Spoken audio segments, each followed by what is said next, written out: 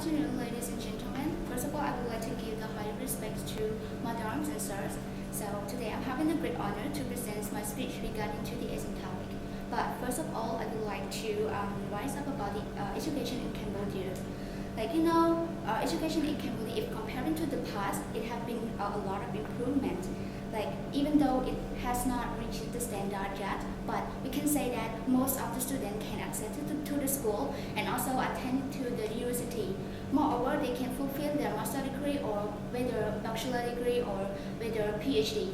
So it's really good, and particularly in agriculture, it is one of the most potential faculty in Cambodia, because as you know, in Cambodia it's more than 25% of farmer, and the economy of the country was mainly based on the agriculture. So it's really potential for us.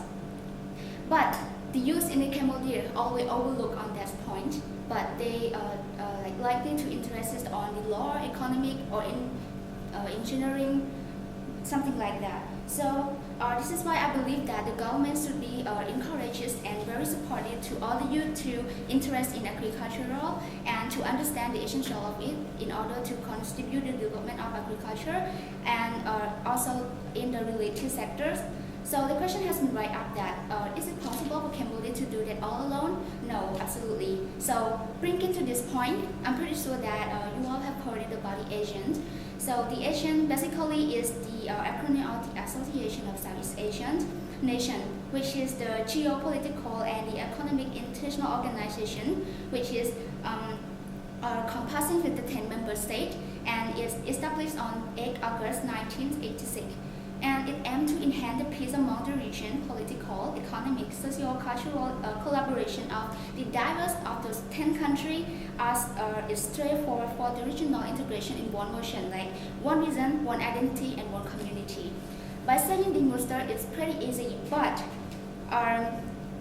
this is one aspect which immediately come across upon the study of the history of the Southeast Asian is its diversity.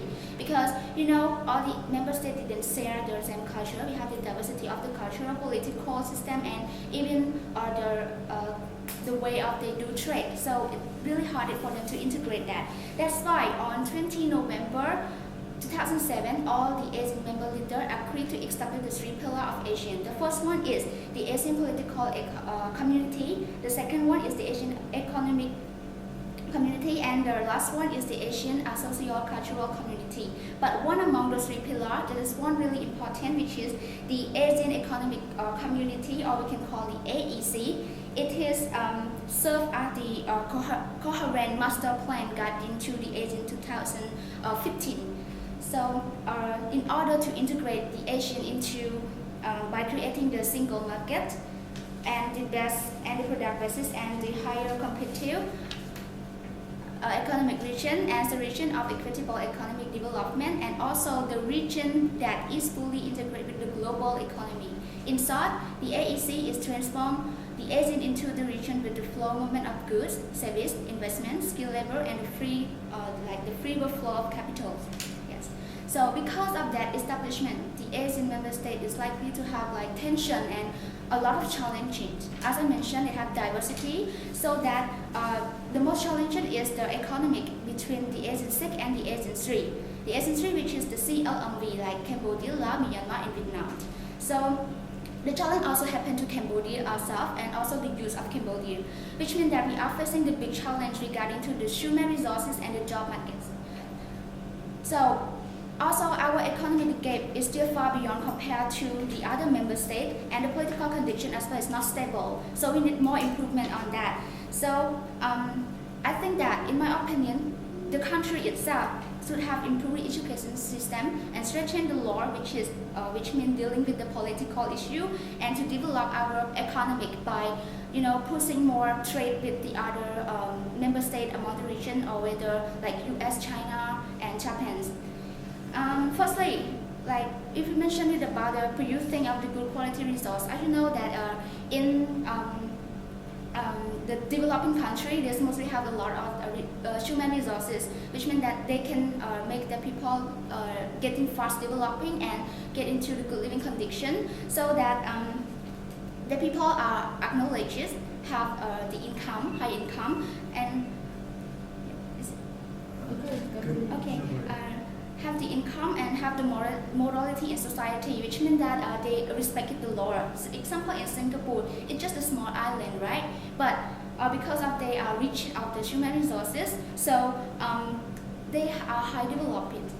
So I also would like to mention about the political and the economic. If we develop the political issue, like strengthen them by creating the strange law, so the investor is likely to trust us, and they trust us to do trade with us, so the economic also increases as well.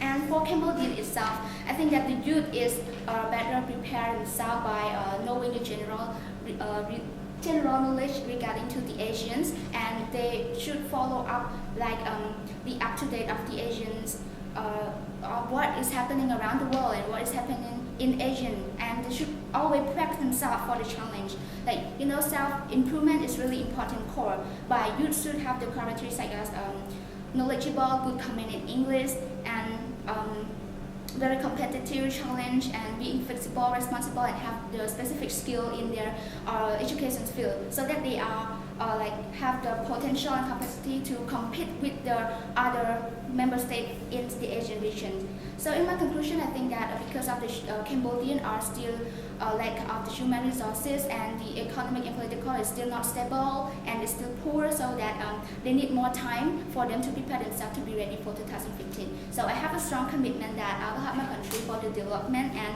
be ready for 2015.